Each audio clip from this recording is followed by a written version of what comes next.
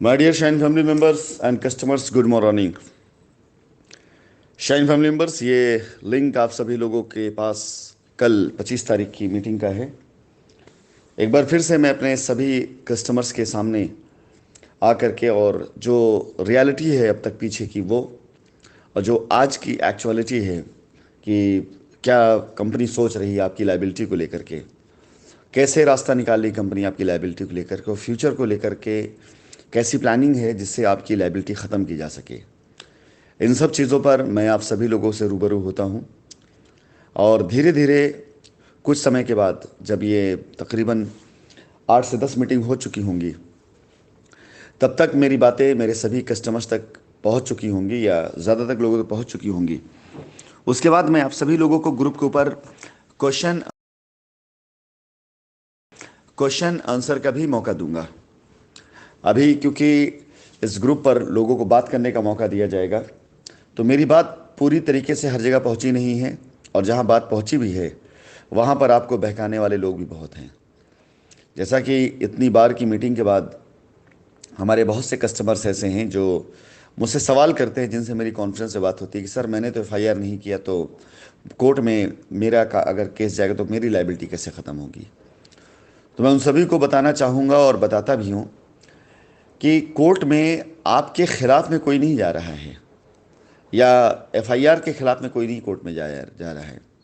Company court में अपने सभी की सभी पूरी पूरी लाइबिलिटी का हवाला देते हुए कि हमारे ऊपर ये लाइबिलिटीज़ हैं और इन लाइबिलिटीज़ को हम ख़त्म कर सकते हैं, लेकिन इनको ख़त्म करने के लिए जो प्रयत्न करना है हमें, उन प्रयत्नों में हमारे बैंक अकाउंट वो सीज हैं। अगर वो नहीं खुलेंगे तो हम पैसे कैसे दे पाएंगे और कैसे अपनी ज़मीनों को अगर हम आगे सौदा करते हैं उसका पैसा कैसे ले पाएंगे जो हम कस्टमर को दे सकें। इसके साथ ही साथ एफआईआर होने की वजह से या जो लड़के हमारे काम करके लाइबिलिटी ख़त्म करना चाहते हैं, उन सारे लड़कों पर एफआईआर ख़त्म नहीं हो रही है, नई एफआईआर बढ़ती जा रही है। तो लाइबिलिटी ख़त्म करने के लिए हज़ारों प्लॉट की रजिस्ट्री करा दी गई, उसके बाद भी हमारे लड़के या हम काम नहीं कर पा रहे हैं, क्योंकि अगर काम करने जाते हैं, अगर लाइबिलिटी उतारने के लिए जाते हैं तो भी उनके ऊपर ख़तरा बना रहता है। ऐसी कई चीज़ें हैं जिसकी वजह से काम करने में दिक्कतें होती हैं। इसके साथ साथ हमारे कई 100 करोड़ रुपए आज भी ज़मीनों पर पड़े हुए हैं एडवांस के तौर पर, जिसको काफ़ी लोग सपोर्ट भी कर रहे हैं, लेकिन कई ऐसे किसान हैं जो बेईमानी कर रहे हैं। और अगर किसान तैयार भी हो जाए रजिस्ट्री कराने के लिए, तो जो लैंड मैनेजर्स हमारे हैं वो बेईमानी करवा रहे हैं, वो बीच में कूद रहे हैं। क्योंकि जो ज़मीनें 15-20 लाख रुपए की थी, उन ज़मीनों का सौदा जिन्होंने 15 लाख की ज़मीनों का सौदा 30 लाख में कंपनी से कर दिया था, उनको ये तय था कि जब कंपनी बाकी का पैसा देगी तो उसी रेशियो में किसान से पैसा ले लेंगे अपने कमीशन का। लेकिन अब जब कंपनी रजिस्ट्री कराने जा रही है तो किसान से जो रेट तय हुआ है, किसान उस रेट पर रजिस्ट्री करने को तैयार है, लेकिन बीच में लैंड मैनेजर कूद करके किसान को मना कर देते हैं और उनसे साफ साफ कह देते हैं जो बच्चे रजिस्ट्री कराने जा रहे हैं कि मेरा इतना पैसा बकाया है, जब तक पैसा नहीं मिले तब तक रजिस्ट्री नहीं होगी। ये चीज़ें मैं आपको इसलिए बता रहा हूँ ताकि आपको रास्ते में आने वाले हमारी रुकावटें पता चल सकें। यानी किसान को अगर 15 लाख रुपए बीघे की ज़मीन है और 10 लाख रुपए दिया जा चुका है, और लैंड मैनेजर्स जिन्होंने ज़मीन की कीमत हमसे 30 लाख में तय कर रखी है, और किसान ने अपने 10 लाख दिए गए में से 5 लाख लैंड मैनेजर को दे दिया है और 5 उसके पास पड़ा हुआ है, तो किसान की तरफ से 5 लाख रुपए की चोरी की जा रही है कि हमको तो सिर्फ अभी 5 ही लाख मिला है, क्योंकि उसने लैंड मैनेजर को कमीशन तौर पर आधा पैसा दे दिया है। और उधर लैंड मैनेजर का भी कहना है कि जब तक 15 लाख रुपए और नहीं मिल जाता है, 20 लाख और नहीं मिल जाता, तब तक रजिस्ट्री नहीं होगी। यानी इस तरह की लूटमार जो पहले लोगों ने लगा रखा था वो खुल करके अब सामने आ रहा है। इन सारी चीज़ों का ब्यौरा कंपनी कोर्ट के द्वारा दे करके अपने पैसों की वापसी या किसान के द्वारा रजिस्ट्री कराने के लिए भी कंपनी आवेदन दे रही है।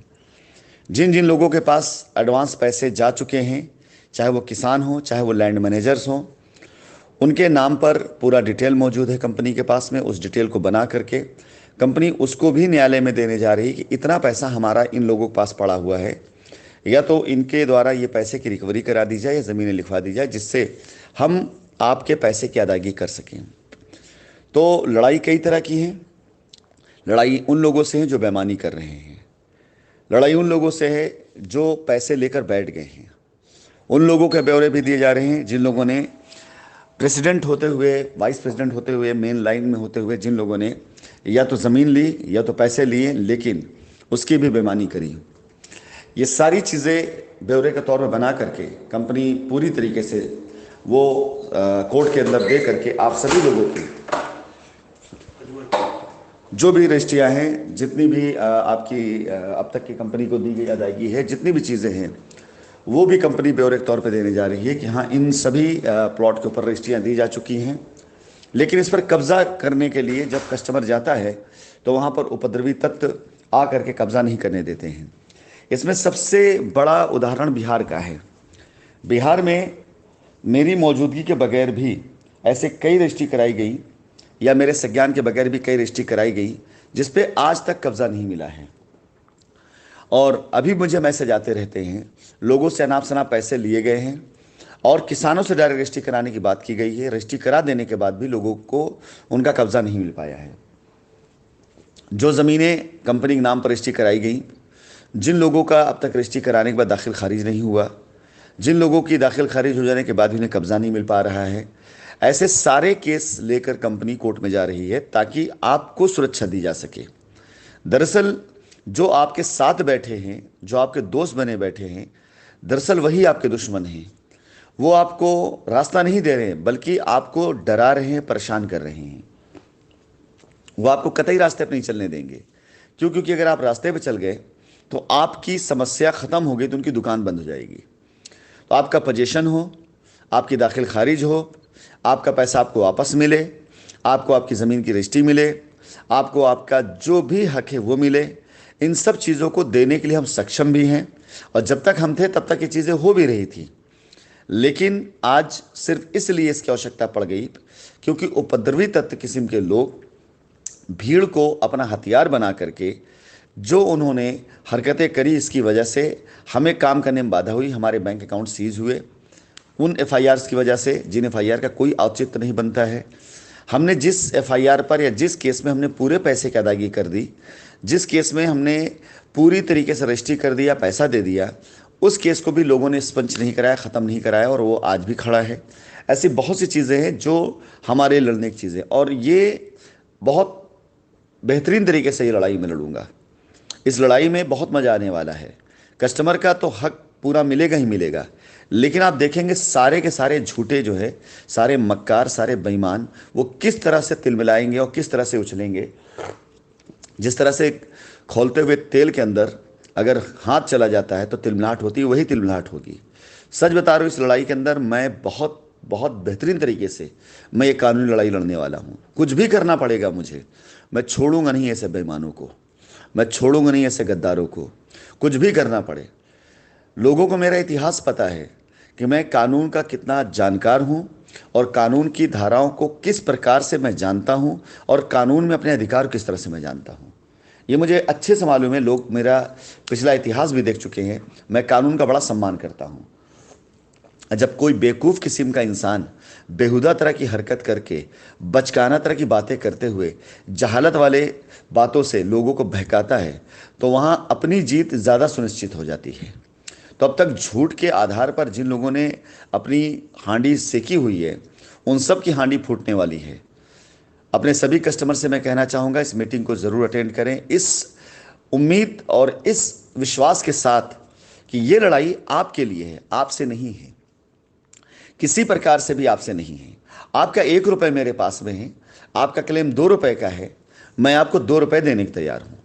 आपको निराश नहीं करूँगा, आपसे कतई नहीं लड़ूंगा, आपसे कतई पार नहीं जाऊंगा। क्यों? क्योंकि आपने मुझ पर भरोसा किया है, क्योंकि आपने मेरा चेहरा देखा है, क्योंकि आपने मेरी शक्ल देखी है। लेकिन जिन लोगों ने हमारे और आपके बीच में मध्यस्थता करी, उनमें से जितने लोग बेईमान हुए, ये लड़ाई उनसे है। निश्चिंत रहिए अपने सभी हक को पाने के लिए, आप निश्चिंत रहिए अपनी सभी लायबिलिटी को उतरवाने के लिए। आप अपनी डिटेल तैयार रखिए। बहुत जल्दी आपको नंबर दिया जाएगा, ईमेल आईडी दी जाएगी, जिसके ऊपर आपने डिटेल देंगे।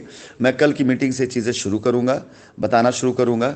और एक बात और ध्यान सुन लीजिए, कोर्ट का आदेश आ जाने के बाद ना तो मैं इनकार कर पाऊंगा आपकी लायबिलिटी उतारने से, और ना कोई रोक पाएगा आपकी लायबिलिटी उतरने से।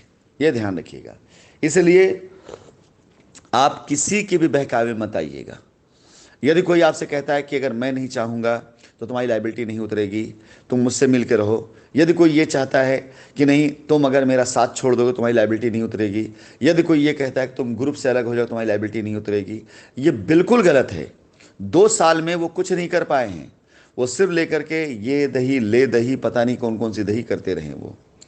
इस पर मैं एक छोटी सी स्टोरी सुनाना चाहूँगा, लेकिन अपनी अगली वॉइस रिकॉर्डिंग में। फिलहाल आप सभी से मैं कहना चाहूँगा कि ये वॉइस रिकॉर्डिंग लंबी हो जाएगी, बोर होने लग जाएंगे आप सभी से यही कहना चाहूँगा कि आप सब के सब अपने कस्टमर्स को इनवाइट करिए। और एक छोटा सा निवेदन और भी है कि इस ग्रुप में और सारे ग्रुप में कई नंबर ऐसे हैं जो रिपीट हैं। इन रिपीट नंबर को कृपया करके आप प्लीज़ एग्जिट करिए उन ग्रुप से जिसमें आप रिपीट कर रहे हैं, ताकि औरों को मौका मिल सके। अन्यथा बिला वजह आप भी नज़र में आएंगे और टारगेट पर आएंगे।